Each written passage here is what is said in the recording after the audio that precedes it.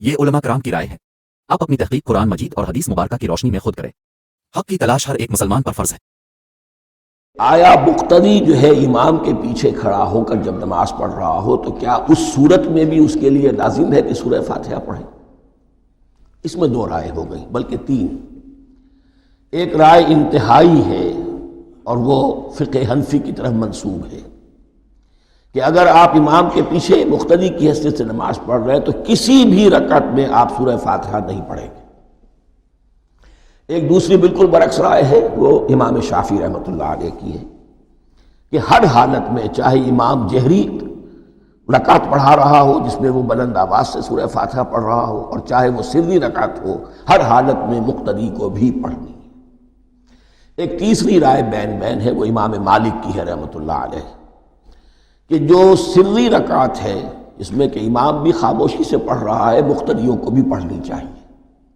جو جہری رکعت ہے جس میں کہ امام بلند آواز سے پڑھ رہا ہے، اس میں مقتدیوں کو خاموش رہ کر پوری توجہ جو ہے سننے پر صرف کر دینی چاہیے۔ اذا قرئ القرآن فاستمعوا له وانصتوا، جب قرآن پڑھا جا رہا ہو تو پوری توجہ اس کے پڑھنے پر مرکوز کر دو اور خود خاموش رہو۔ میرے اپنی رائے میں یہ تیسری رائے سب سے زیادہ صائب ہے، اور اس میں کسی طرح کی بھی کوئی پیچیدگی پیدا نہیں ہوتی۔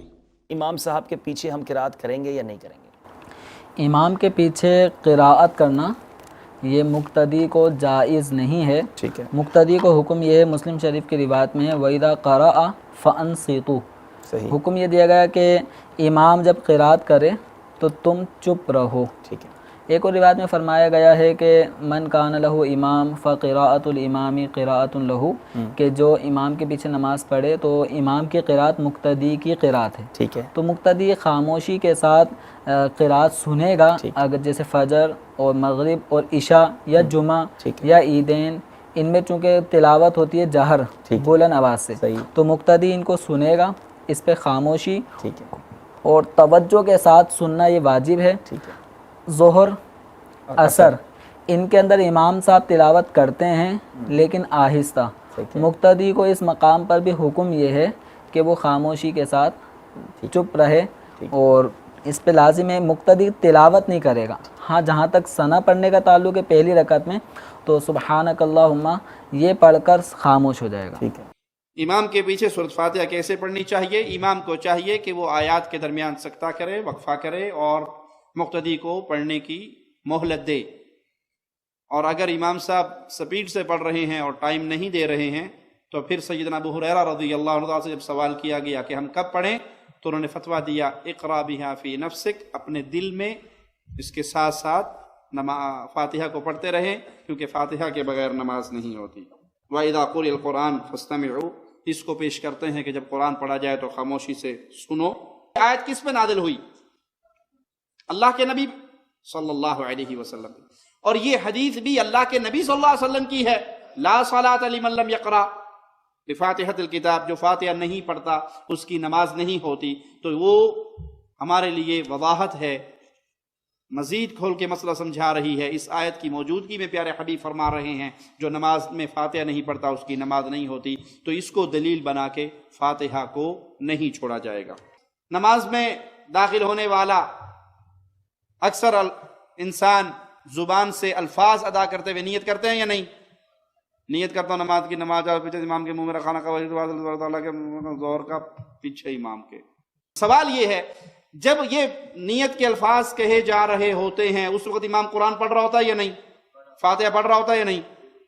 آپ ہمیں کہہ رہے ہیں کہ قرآن پڑھا جائے تو فاتحہ نہ پڑھیں، آپ یہ 1.5 گز کی نیت نہ کریں۔ آپ اس آیت کی بنیاد پہ فاتحہ سے روک رہے ہیں، تو اس آیت کی بنیاد پہ اس نیت سے کیوں نہیں رکتے جو کسی حدیث سے ثابت نہیں؟ آگے چلیں، اس آیت کی بنیاد پہ ہمیں فاتحہ سے روکتے ہیں۔ آپ جب آئے مسجد میں صف میں کھڑے ہوئے اللہ اکبر کہا یا نہیں؟ جی کہا، اور جب آیت کیا بتا رہی ہے جب قرآن پڑھا جائے تو کچھ، تو اللہ اکبر کہہ کر کیوں آپ نے اپنی زبان کو کیوں حرکت دی، کیوں بولے؟ پھر ثنا پڑھی، وہ کیوں پڑھی؟ قرآن پڑھا جا رہا ہے، آپ چپ کر کے آئیں، نہ نیت کریں، نہ اللہ اکبر کہیں، نہ ثنا پڑھیں اور شامل ہو جائیں، تو ہم سمجھیں گے آپ نے آیت کا مقصد जाना और पहचाना। मस्जिद में जाते हो, कुरान पढ़ रहे हैं बच्चे, 10 बच्चे, 20 बच्चे, 100 बच्चे बैठे कुरान पढ़ रहे हैं, तो इस आयत को वहां ले जाके फिट करो तो क्या होना चाहिए? एक बच्चा पढ़े, बाकी सारे सुने।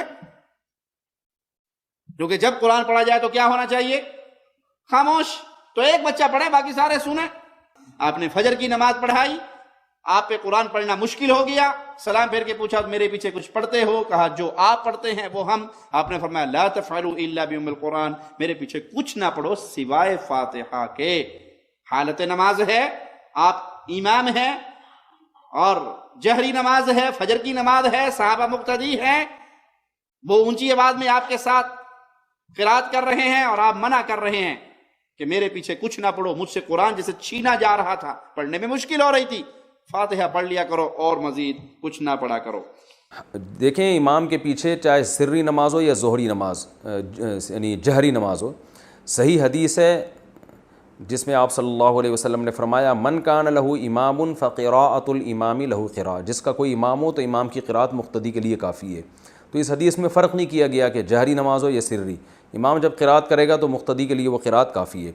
वैसे भी आप देखें ना कि जो हज़रात कहते हैं कि सूरह फ़ातिहा ही ज़रूरी है, तो अब वो बताएं कि सूरह फ़ातिहा के बाद सिर्री नमाज़ों में, सिर्री में इमाम जब आगे सूरत मिलाता है तो वो भी तो सूरत नहीं मिलाते, तो जो पीछे मुक़्तदी खड़े होते हैं वो सूरत नहीं मिलाते, तो जब उनकी सूरत वो भी कुरान है, वो सूरत काफ़ी हो रही है तो सूरह फ़ातिहा भी काफ़ी हो रही है।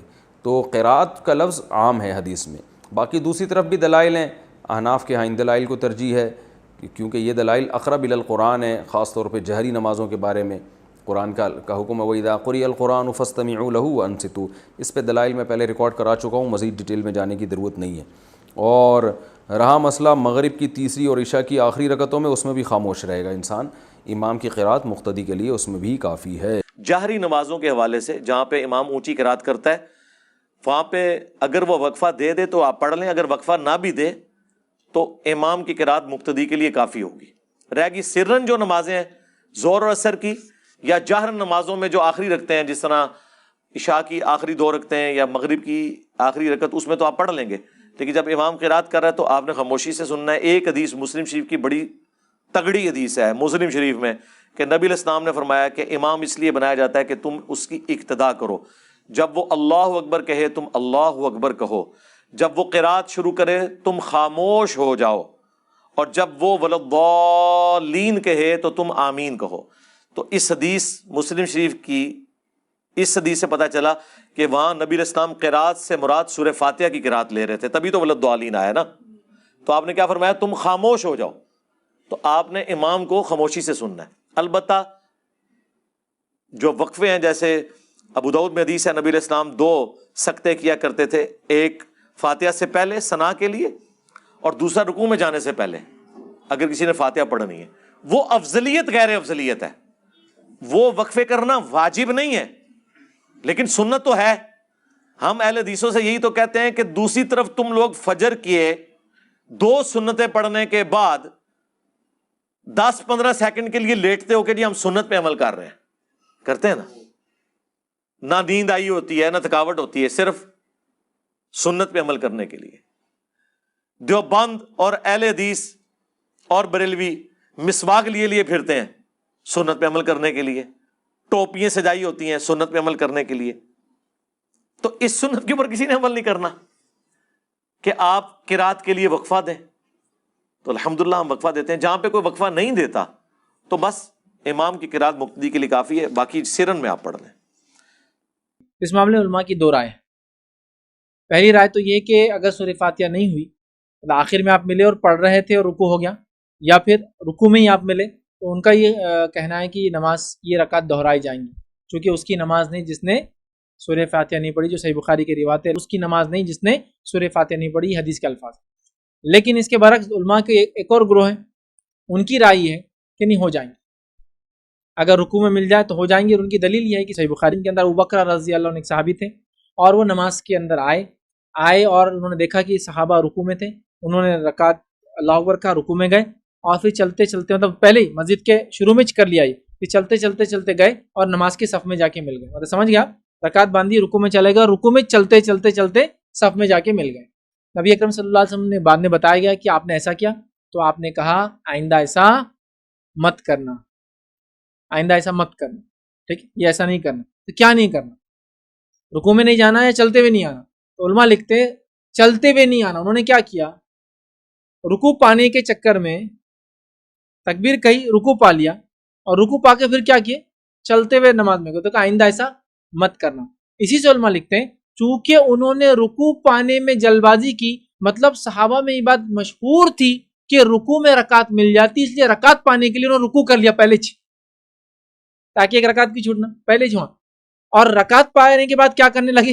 نماز میں تو آئے نہیں تھے، چلتے چلتے چلتے پھر نماز میں آ کے ملے. تو آپ نے کہا آئندہ مت کرنا، لیکن یہ کہا کہ نماز دہراؤ. اگر ان کے رکوع پانے کے بعد ملنے سے نماز نہیں ہوتی تو آپ کیا بولتے ہیں؟ نماز دہرا لو. آپ نے نماز دہراؤ نہیں کہا، آئندہ مت کرنا. تو کیا مت کرنا؟ ایسا رکوع پانے کے لیے رکوع کرتے ہوئے ایسا پھر چل کے مسجد میں مت آنا. سمجھ گیا؟ تو لہٰذا وہ بولتے ہیں یہ دلیل سے یہ پتہ چلتا ہے کہ رکوع میں پائی گئی نماز ہو جاتی ہے، رکعت مل جاتی ہے. اور صحابہ میں یہ مشہور تھا کہ رکوع میں رکعت ملتی تبھی رکعت پانے کے لیے وہ بھاگے، اور رکعت پانے کے لیے رکوع کو پکڑ لیا باہر ہی، اور پھر چلتے ہوئے مسجد کے اندر یا مسجد کے اندر آ کے رکوع کرتا ہے، پھر چلتے ہوئے صف میں آئے. ٹھیک ہے، تو لہٰذا یہ دونوں رائے بہرحال میں نے آپ کے سامنے. علماء کرام کی رائے ہے آپ اپنی تحقیق قرآن مجید اور حدیث مبارکہ کی روشنی میں خود کریں. حق کی تلاش ہر ایک مسلمان پر فرض ہے.